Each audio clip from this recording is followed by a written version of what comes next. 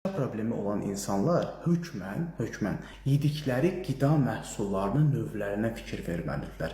İlkin olaraq qidalanma, yəni qidalandıqları məhsulların növü daha çox dediyim kimi şəkər tərkiblidirsə, həmin insan öz iştahını idarə edə bilməyəcək. Yiyəcək şəkərdən insulini qalxacaq. Qalxan kimi insulin elə-belə qalxmır ki, çünki şəkəri qalxır. Şəkəri qalxır, insulin qalxır.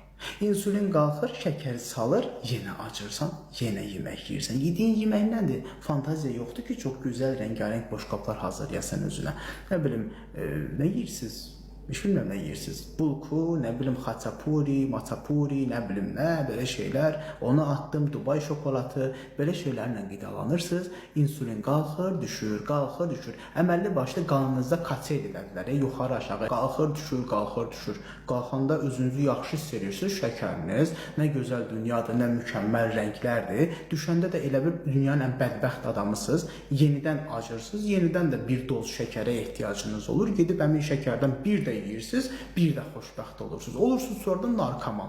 Bunun asıllığı, həmin o xoş halınızın asıllısı olursunuz. Xoş halınızda nə vaxt gəlir? Şəkərdən istifadə edəndə. Ona görə də sizin şəkəriniz də düşmür, yüksək şəkərlə gəzirsiniz, halınız da düzəlmir, iştahınız da düzəlmir. Ona görə də balans. Lif, yağ və zülal.